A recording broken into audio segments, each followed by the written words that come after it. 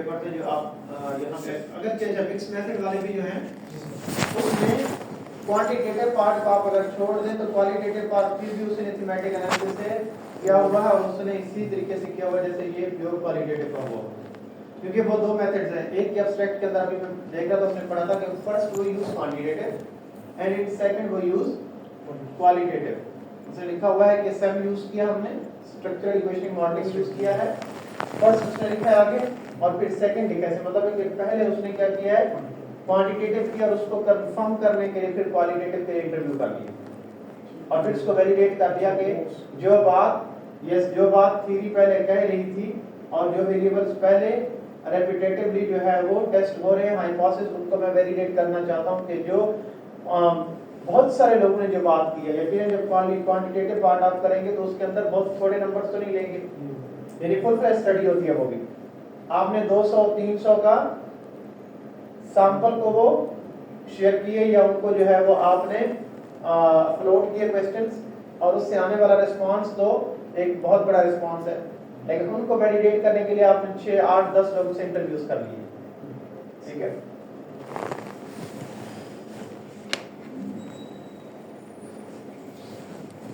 तो उसको सर हम फिर क्वालिटेटिव का रिसर्च करते हैं तो उसमें इतना वो अपनी वेटेज नहीं दे सकते होंगे जो पहले फर्स्ट क्वांटिटेटिव है जस्ट उसको कंफर्म करने के लिए वो वैलिडेशन दोनों तरीके कार में यूज होता है।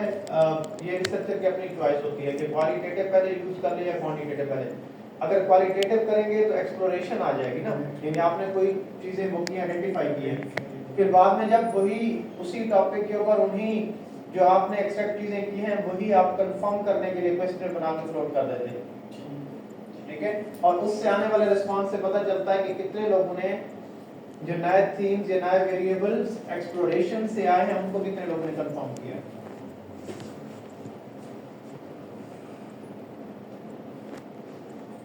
ओके, अब आपका जो है वो मैं ज्यादा डिटेल में अब नहीं जाना चाह रहा, अब आप आर्टिकल साथ साथ पढ़ते रहेंगे, ठीक है। अब आप का जो टॉपिक है वो यही रहेगा इनफैक्ट, ठीक है। मुझे दोबारा एक दफा जरा दिखाइएगा आपकी file implementation of sustainable initiatives. Okay, second. मतलब इसमें वो एक जैसी है, ठीक है। Explore the role of HR in promoting sustainability goals या इनिशिएटिव। हाँ ठीक है, सस्टेनेबिलिटी इनिशिएटिव्स होते हैं। जनरल टॉपिक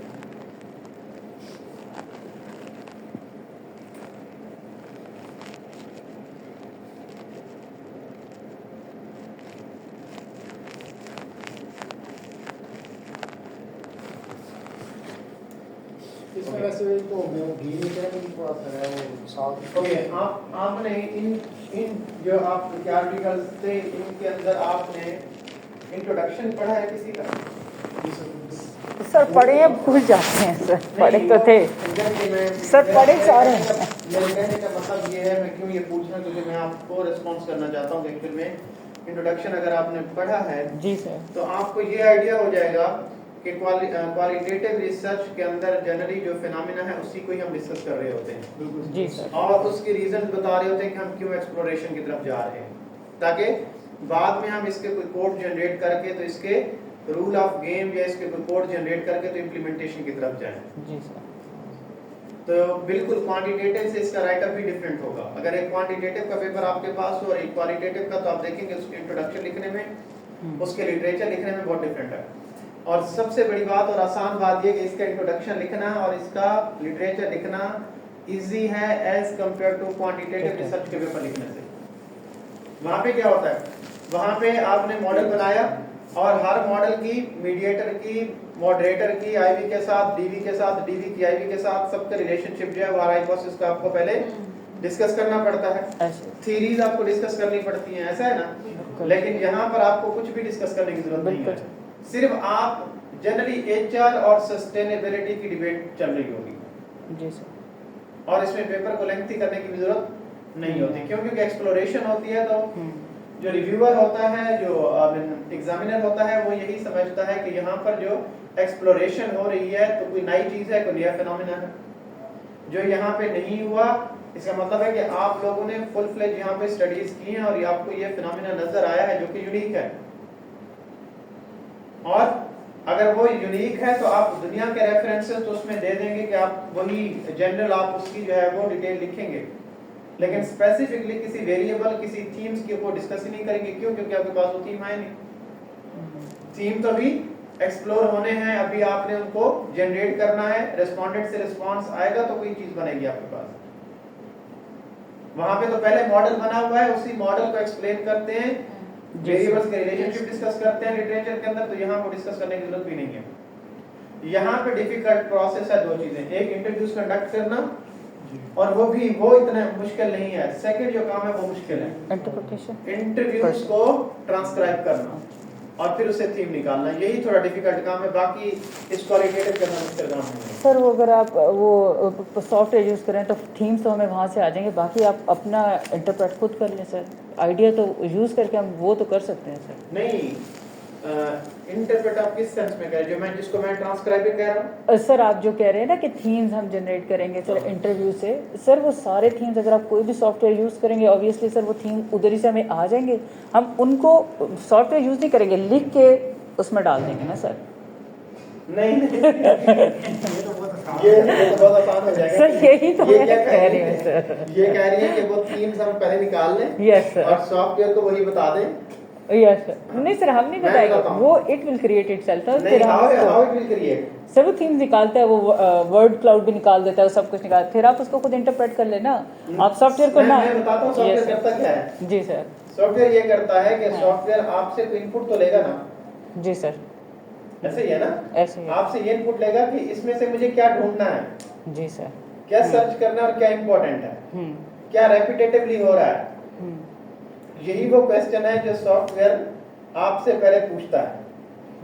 अच्छा, आप उसको एक फ्रेज देते हैं, आप कहते हैं कि एचआर सस्टेनेबिलिटी। अब आपको थीम्स उसको भी पता नहीं है और आपने भी नहीं पढ़ा, आपको भी नहीं पता। बिल्कुल सही, ऐसे ही है ना। या सपोज करें आपने पढ़ लिया है लेकिन आपने थीम खुद से आइडेंटिफाई मैन्युअली नहीं की है, नहीं की, यस सर। तो फिर आप उसको क्या बताएंगे कि मुझे क्या चाहिए इस थीसिस में से।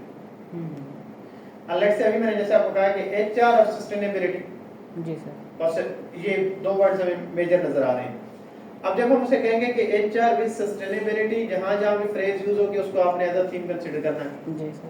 अब वो क्या करेगा, जहां भी एचआर का वर्ड और सस्टेनेबिलिटी का इकट्ठा यूज होगा वो उसको थीम लॉक कर देगा। और पूरी की पूरी ट्रांसक्रिप्शन के अंदर जितने भी, वो हो सकता है कि 200 क्या 400 दफा किसी ने यूज किया हो। अगर 10 या 20 इंटरव्यूज आपने किए हैं तो हर एक इंडिविजुअल ने अगर आधा घंटा बोला और एचआर और सस्टेनेबिलिटी के ऊपर बोला तो कितने दफा एचआर और सस्टेनेबिलिटी रिपीट हुआ होगा। जी सर। और जब आमतौर पर जब सॉफ्टवेयर हम यूज करते हैं तो सॉफ्टवेयर के अंदर ये मसला आता है कि भाई इतने थीम्स उसने जनरेट कर दी हैं, अब हम इसको कैसे जो है वो कंसाइज करें या डिडक्ट करें। इंडक्शन उसने कर दी है और फिर वो चीजें वो भी उठाता है जो एक्चुअल में जब देखें इंटरव्यू जब बात कर रहा होता है तो मुझे और आपको यानी इंटरव्यूअर को पता होता है कि इसने किस कॉन्टेक्स्ट में ये बात की है और कब की है। ये बात इस वक्त इसको हाईलाइट करने की जरूरत है या नहीं है, वो तो उसको तो बस बता दिया, तो उसने चाहे वो बात रेलेवेंट थी नहीं थी, उसने वो सारे के सारे नंबर उठा के उसने कहना है कि ये बात जो है वो 1000 दफा की गई। सही। और ये मैनुअल ज्यादा इजी है और ज्यादा जल्दी हो जाएगा आपका और इसकी एक्सेप्टेबिलिटी भी ज्यादा है। जी सर। मैनुअल की जर्नल्स के अंदर पब्लिकेशन की एक्सेप्टेबिलिटी ज्यादा है, जिससे ये समझा जाता है कि एफर्ट की ही है और मैनुअली किया गया, और इसका मतलब है कि रियल पिक्चर जो है वो सामने आई है। जी ठीक है। अब आप लोगों के लिए कमिंग वीक के लिए असाइनमेंट थोड़ा आप एफर्ट करें, आप जो भी पहले टाइम गुजर गया सके, तो आप लोग कमिंग वीक में इसी के ऊपर अपना इंट्रोडक्शन लिख के आए और इंट्रोडक्शन में भी अब हवाला होगा पाकिस्तान का यकीनन। जी सर। ऐसे है ना। जी सर। इसका मतलब है कि जो आपकी एफर्ट है वो पाकिस्तान। अब आप पाकिस्तान में भी अगर इसको और स्पेसिफिक करना चाहें तो आप इसको किसी सेक्टर के साथ, किसी इंडस्ट्री के साथ भी लिंक कर सकते हैं, और पर्टिकुलरली उस जगह पे जहाँ पे सस्टेनेबिलिटी का जो तो हमें नजर भी आती हो कि एचआर जो है वो उसको कहीं ना कहीं यूटिलाइज कर रहा है। आई मीन एचआर की प्रैक्टिसेस से सस्टेनेबिलिटी अचीव हो रही है, ये सस्टेनेबिलिटी जो है वो उनका फोकस है, और वो पर्टिकुलरली वो सेक्टर जिसके अंदर फुल फ्लेज बड़ी ऑर्गेनाइजेशन जो है वो फॉल करती है, क्योंकि आपको मालूम है कि ये प्रोसेस भी इसको समझने या इम्प्लीमेंट करने के लिए भी बड़ी ऑर्गेनाइजेशन करती है, स्मॉलर ऑर्गेनाइजेशन तो नहीं करती। सर इनकी ऑर्गेनाइजेशन करती है नादरा? अब ये देखो नहीं बताओ।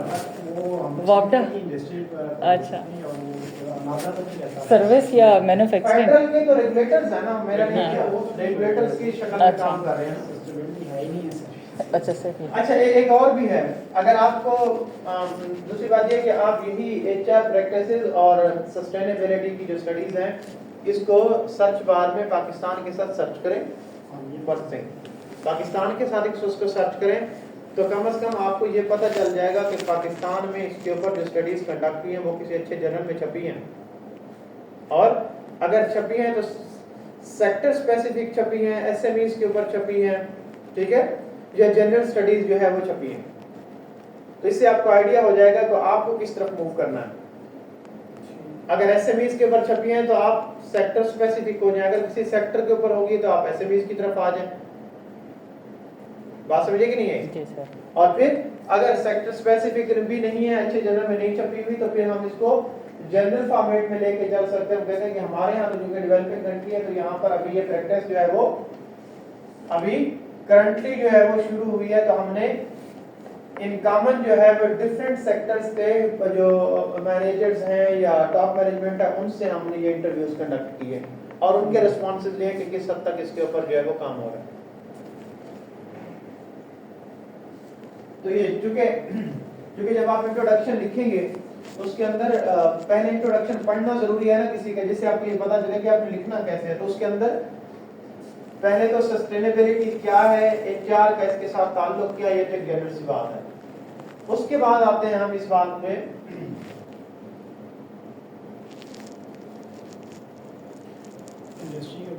हाँ कि पाकिस्तान में ये अगर इंडस्ट्री पहले जनरली पाकिस्तान और फिर इंडस्ट्री की तरफ आएंगे कि जो सस्टेनेबिलिटी है उसके एडवांटेजेस क्या हैं। मतलब ये कि वो नंबर ही उसमें नहीं लिखने, ये बताना है कि ये इतनी इंपॉर्टेंट क्यों है सस्टेनेबिलिटी, और अगर एचआर के साथ लिंक करेंगे तो ये और किस तरह जो है वो या एचआर जो है वो सस्टेनेबिलिटी को किस तरीके से प्रमोट करेगा, और सस्टेनेबिलिटी की पाकिस्तान को जरूरत क्यों है। सर आहिस्ता आहिस्ता सब क्वेश्चन लिखते आप फ्लो में हो। आप सुने मेरे ख्याल से बहुत ज्यादा इंपॉर्टेंट है। Sir how HR and this sustainability will be linked. हाँ yes sir. Sir, yes sir. ये जो चीजें लिखनी है आप भी सुन रही है ना ये बात, हाँ। आपके लिए भी यही सेम चीज है। हाँ वो इधर है वो अपने टॉप, लेकिन जी। ये कि अब ये हम खुद से लिख देंगे या वही जैसे हम दूसरी रिसर्च में करते हैं दूसरी कि रिसर्च में आपको किसी नजर आएगा कि के कैसे लिखा है। उनसे लेकर और उनको आप जैसे रेप्लिका नहीं होता, कॉपी पेस्ट तो नहीं होता, लेकिन चीजें हम भी जब आर्टिकल लिख रहे होते हैं तो इधर से इसी तरीके से उठा रहे होते हैं। उनको लेट्स से फिर- सपोज करते हैं किसी ने स्पेन के ऊपर स्टडी की या पुर्तगाल के ऊपर यहाँ पे एक स्टडी हुई। ये जैसे अगर इम्पोर्टेंस या लिंक तो जाहिर है हर जगह वही चीज रहेगी। एग्जैक्टली तो वो जो इंपॉर्टेंस है या लिंक है वो सेम है, जो शुरू में मैंने बताया भी कि हाँ। तो ये जनरल स्टेटमेंट्स हैं और हर इंट्रोडक्शन में आपको नजर आ रही होगी। ठीक है। और उस पे फिर ये देखने वाला होता है कि किसने बहुत जबरदस्त करके लिखा है। ये तो अब आप लोगों को भी अंदाजा होगा, एक पाकिस्तानी वो जो लोकल आर्टिकल छपे हुए हैं उसका इंट्रोडक्शन की पहली लाइन पहले पैराग्राफ पढ़ें, और ये जो एमडीपीआई के हैं या रोटलेज के हैं उनके पढ़े तो आपको कुछ समझ आ जाएगी कि कहाँ से कैसे शुरू करना है। तो उनको कोट करना होता है जैसे हम वो साइटेशन देते हैं। हाँ इंट्रोडक्शन में आपको उन्होंने भी किया हुआ है, ठीक है। उन्होंने भी किया हुआ है। अब होता ये है कि एक तो लेट्स से मेरा आर्टिकल था और मेरे आर्टिकल को आपने पढ़ा और मेरे आर्टिकल के इंट्रोडक्शन के अंदर आपकी भी मैंने साइटेशन डाली हुई थी, आपके पेपर की, इनके पेपर की भी साइटेशन डाली, इनके पेपर की भी। अब जब मैं लिखूंगा तो मैं ये देखूंगा कि मैं यानी as a fourth person fifth person अगर एहतशाम लिखेगा लेट्स से पेपर तो वो मेरा पेपर उसको मिल जाता है। हाँ। अब मेरे पेपर में आप 3 लोगों की तीन साइटेशन लोगों भी है को। तो टोटल उसके पास तो 4 साइटेशन आ गई। अब वो ये देखना उसको ये चाहिए कि जो लेटेस्ट पेपर है वो कौन से वाला है, यानी जो बहुत रिसेंट है उनमें हो सकता है कि चारों को नहीं, अगर 2 ज्यादा रिसेंट है तो 2 की साइटेशन डाल दें, एक मेरे पेपर की और एक मेरे पेपर के अंदर जिसको आपने साइट किया हुआ है। और वैसे भी आपको बताऊं आप हैरान हो जाएंगी, लोग इस वक्त 35 papers in a year publish कर रहे हैं और वो भी Q1 जर्नल में। वो भी एल्सवेयर के अंदर, वो भी एमराल्ड के अंदर। बताइए महीने में कितने पेपर्स बनते हैं? ऐसे कर तीन वो इसी तरह ही कर रहे हैं जो मैं आपको टेक्निकल ये चीजें बता रहा हूँ, यानी स्मार्ट वे में काम कर रहे हैं। क्वांटिटेटिव के पेपर किस तरह उठाते हैं, क्वालिटेटिव के इतने जल्दी पब्लिश नहीं होते। क्वांटिटेटिव में क्या है, एक नया टॉपिक आया है, उसके ऊपर फ्यूचर रिकमेंडेशंस आई और फ्यूचर रिकमेंडेशन 2000 पेपर की पढ़ी और बाकी लोगों के मॉडल को तोड़ा और उसके अंदर कोई नई चीज, कोई नई टेक्निक, कोई नया सॉफ्टवेयर, कोई प्रैक्टिकल गैप, कोई थ्योरेटिकल गैप, कोई मेथोडोलॉजिकल गैप ऐड करके, तो उसके बाद जो है वो उन्होंने राइटअप अच्छा था और उसके बाद जो है वो उन्होंने उसी स्कोप वाले जर्नल में भेज दिया तो पब्लिश हो गया। क्योंकि सर हमने एचआर के सब्जेक्ट के लिए भी बनाना है ना। हाँ, आप ऑफ कोर्स आप इस तरीके से ये इसीलिए भी आप लोगों के लिए है कि अभी ये जो प्रैक्टिस है आपके पीएचडी के थीसिस को लिखने में बहुत बड़ा रोल प्ले करेगी। अभी यहाँ भी चीजें रिफाइन होती जाएंगी ना, तो बेसिक आपको समझ आता जाएगा। जब भी आप अब आगे भी जब आपको सुपरवाइजर गाइड कर रहा होगा, जब सुपरवाइजर गाइड कर रहा तो आपको चीजें आसानी से समझ आ रही होगी कि मुझे क्या कहा जा रहा है, मुझे किस तरीके से इंट्रोडक्शन लिखना है। वहाँ पे ये है कि यहाँ पे लेंथ कम होगी इनकी और वहाँ पे लेंथ थोड़ी ज्यादा होगी। ऐसे समझ लीजिए कि हमारा पेपर जो है वो 15 पेजेस से 20 पेजेस का होगा मैक्सिमम। इंट्रोडक्शन हम कितनी इंट्रोडक्शन हाँ मैं लिखवा देता हूँ आप लोगों को। इंट्रोडक्शन आप लोगों का 2 पेजेस से ज्यादा नहीं होना चाहिए। सर वर्ड्स कितने बनेंगे सर ऑलमोस्ट? जी मैं बता देता हूँ। देखिए 2 की लाइन स्पेसिंग के साथ एक पेज जो होता है उसमें 275 वर्ड्स होते हैं, ठीक है। और मेरी नजर में ऐसे समझ लें कि आप लोगों को 700 to 800 वर्ड्स लिखने चाहिए, 700 to 800 वर्ड्स। क्योंकि आपने देखा कि ये जो पेपर हमने ओपन किए हुए थे उसके इंट्रोडक्शन भी देखे, अगर वर्ड काउंट तो हम डबल लाइन स्पेसिंग के साथ कह रहे हैं और वो पेपर की जो लाइन स्पेसिंग है वो भी कम होती है और वो पेज भी लेंथ में भी ज्यादा होता है, तो इसीलिए वहाँ पे इतने वर्ड्स आ रहे थे 700 to 800। और जो लिटरेचर है, लिटरेचर इससे डबल होगा। अगर ये 2 पेजेस हैं यानी 700 to 800 वर्ड्स है तो वो 1500 से 2000 वर्ड्स के दरमियान में होंगे।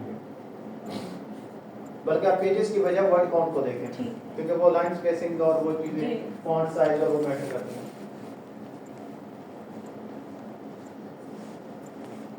उसके बाद है मेथोडोलॉजी, और मेथोडोलॉजी 1 पेज की और इसको समझ लीजिए 400 वर्ड्स, 400 वर्ड्स तक तकरीबन। ओके, बाकी जो एनालिसिस है वो फिर उसी वक्त डिपेंड करता है कि हमारे पास थीम्स कितने आते हैं, हाँ, और डिटेल में कितनी चीज़ें हमारे पास आती हैं और हम उनको कितना लेंथी कर सकते हैं, उसमें टेबल्स वगैरह जनरेट कर सकते हैं वगैरह वगैरह। सो ये थीम्स का मुझसे शायद मैंने मिस कर दी हो, ये किस तरह मतलब थीम से, जैसे हमने इंटरव्यू किए लोगों ने कुछ क्वेश्चन हमने पहले से, एक तो ये भी क्वेश्चंस हम कहीं से जैसे क्वेश्चन है हम क्वांटिटेटिव किस में है, मार्केटिंग में, एचआर में? हमने एचआर में कर रही है ना।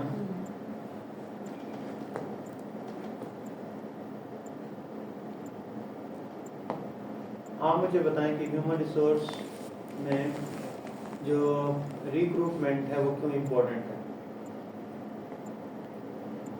क्योंकि मैं अगर ये कहूँ कि जो है सिलेक्शन और रिक्रूटमेंट में डिफरेंस क्या है? रिक्रूटमेंट होता है लोकेट करना सूटेबल एम्प्लॉयज़ और उनको अट्रैक्ट करना कि वो अप्लाई करें for the job in the organization, और सिलेक्शन प्रोसेस जिसमें से लोग गुजरते हैं जैसे इंटरव्यू टेस्ट सारा, जिसमें से फिर फाइनली शॉर्ट लिस्ट होकर लोग सेलेक्ट होते हैं इस ऑर्गेनाइजेशन। ओके, ये बेसिक डिफरेंस दोनों का है। ओके, आपने यही जो बात की है इसके अंदर आपने 2 चीज़ों का डिफरेंस बताया और 2 आपने 3 सेंटेंस बोले हैं, हर एक सेंटेंस, और एक सेंटेंस के अंदर आपने स्पेसिफिकली सिलेक्शन के बारे में कुछ चीज़ें बताई हैं और दूसरे सेंटेंस के अंदर आपने रिक्रूटमेंट को बताया। अब जब मैंने मेरा टॉपिक यही होगा और मैं आपसे चीज़ें पूछ रहा हूँ तो मैं स्पेसिफिकली इन 2 चीज़ों के ऊपर फोकस करूँगा। These are themes. सही, मेरे समझने के लिए तो यही 2 चीज़ें आपने बताई है ना, तो उन्हीं 2 चीज़ों को मैंने लॉक कर दिया है कि ये एक्चुअल में थीम है, ये इंपॉर्टेंट बात है। चले सर टॉपिक के हिसाब से। हाँ, अब जैसे ये- हमारा टॉपिक है हाँ। एआई का और ऑटोमेशन कैसे उसका दो टॉपिक आपको भी लिखवाए थे। implication, एआई और ऑटोमेशन Financial something का। फाइनेंस के प्रोफेशनल्स के रोल पे उसका इम्पैक्ट ठीक मुझे है। जो शाम ने बताया। हाँ एग्जैक्टली हाँ जी। अब वो टॉपिक तो बताया गया उसकी फाइनेंशियल परफॉर्मेंस के ऊपर था शायद, एआई का ऑटोमेशन एंड देन ऑटोमेशन का फाइनेंशियल परफॉर्मेंस के ऊपर क्या इम्पैक्ट। उन्होंने जैसे रोल ऑफ प्रोफेशनल्स पे मैंने तो बल्कि उसी हिसाब से फिर आर्टिकल सर्च ओके, किए थे। इसका मतलब है कि मतलब फाइनेंस प्रोफेशनल के रोल पे क्या फर्क पड़ा है, जैसे आर्टिकल्स उस पे मिले हाँ। नहीं है कि उनके परफॉर्मेंस बेहतर हुई है या क्या, जैसे भी है उसके ऊपर। तो एग्जैक्टली वो जो आपको पता चला है कि परफॉर्मेंस बेहतर हुई है, उसमें जो है वो एफिशिएंसी जो है वो बढ़ी है, इफेक्टिवनेस बढ़ी है, ऐसे ही है ना। बिल्कुल। अब ये चीजें हमें कैसे पता चली हैं, किसने बताया हमें ये बात? आपने आर्टिकल में पढ़ा ना कि एफिशिएंसी बढ़ी है, इफेक्टिवनेस बढ़ी है, तो ये टाइम जो है वो चीज़- कम हुआ है इससे, हाँ जी, ठीक है, बिल्कुल। कॉस्ट कम हुई है इसकी वजह से, ऐसे ही है ना। बिल्कुल और ऐसे इसके भी बाद है। एक्सेसिबिलिटी बढ़ी है, बिल्कुल ठीक है, यानी जो उसकी रेंज है वो बढ़ी है। तो अब ये जितनी भी चीजें ये किसने बताई है? आर्टिकल से किसने बताई है? लोगों ने लोगों ने, किसने? जो भी रिस्पोंडेंट्स थे। हाँ। जो स्पेसिफिकली वो प्रोफेशनल्स हैं, बिल्कुल और जब वो पहले एआई के बगैर काम कर रहे थे और अब जब बिल्कुल। एआई आई तो उसके बाद उन्होंने ये फील किया, Difference जो- ऑब्जर्व किया, और ये चीजें उसने बताई कि अच्छा ये भी हुआ कि पहले 4 दिन लगते थे, अब 1 दिन में ये काम हो जाता है। बिल्कुल पहले इसके ऊपर कॉस्ट जो है वो प्रोसेसिंग कॉस्ट इतनी थी, अब उसकी वजह से कॉस्ट कम हो गई है। बिल्कुल बिल्कुल। अब ये उनकी पर्सनल ऑब्जर्वेशन जो है वो जब वो डिस्कस कर रहे थे तो मैंने हाईलाइट कर दी और लॉक कर दी, these are known as themes. अच्छा जो ये ठीक है, समझ गई। इसी को ही हाँ, थीम हम कह रहे हैं, ठीक। और इसको फिर हम बाद में देखेंगे कि क्या सारी वो चीज़ें जो हमारे रिस्पोंडेंट्स ने या इंटरव्यूज ने बताई हैं, क्या वो चीज़ें पहले जितने लोगों ने रिसर्चेस की हैं जी। उन्होंने सेम यही कंडक्ट वो जी, फाइंड जी। की है, वन थिंग। और अगर उससे बियॉन्ड कुछ आपने किया है तो फिर हम उसे थ्योरी की शक्ल दे सकते हैं कि ये वो चीज़ है जो यूनिक है, जो पहले किसी ने इसके ऊपर जो है वो किसी ने इसको सर्च आउट नहीं किया। जैसे मैंने अभी आपको कहा कि थीम तो आ गई आपके सामने, लेकिन अब उस थीम को फिर आपने क्या करना है, उसको गूगल सर्च में सर्च करना है कि कोई ऐसी बात कहीं इससे पहले हुई तो नहीं है। अगर गूगल के पास होगी तो वो यकीनन कोई ना कोई आर्टिकल हमारे सामने लेके आएगा उसी बात से रिलेटेड, तो हम उससे वेरीडेट कर सकते हैं कि एक्चुअल में ये हुआ या नहीं हुआ। ओके, यहाँ तक बात समझ आइए। अभी हम नमाज पढ़ लेते हैं और फिर वापस आते हैं। सर आप अभी कह रहे थे थ्योरी थी ना सर, वो फिर थ्योरी की वैलिडेशन भी करनी होती है या सर बस वो पे नहीं, इस लेवल के ऊपर दो चीजें होती हैं। एक होती है जो ग्राउंडेड थ्योरी का हम कॉन्सेप्ट पढ़ रहे थे जी सर, कि आप फुल फ्लेज थ्योरी डेवलप करते हैं, और एक होती है एक फेज होता है उसे हम कहते हैं डेवलपिंग द थ्योरी, ठीक है, डेवलपिंग या फॉर्मुलेटिंग द थ्योरी। बल्कि एक और वर्ड यूज होता है, उसको कहते हैं थ्योरी एसोसिएशन, जो एप्रोप्रिएट वर्ड है, दैट इज थ्योरी एसोसिएशन। कि अगर फ्यूचर में कोई थ्योरी बनेगी तो ये 2-3 इंपॉर्टेंट बातें जो हमें जो लगता है कि ये यूनिक है, पहले स्टडीज नहीं हुई, तो ये जब कोई ग्राउंडेड थ्योरी करेगा, थ्योरी डेवलप करेगा, तो ये फैक्टर भी वो कंसीडर कर सकता है। इसे कहते हैं थ्योरी एसोसिएशन।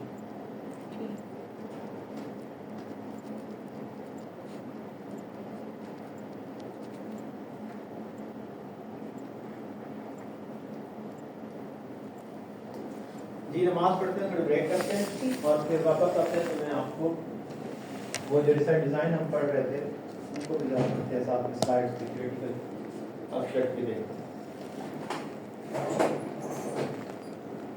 और आपके हैं, आपके पास आर्टिकल्स? हाँ जी, कुछ है।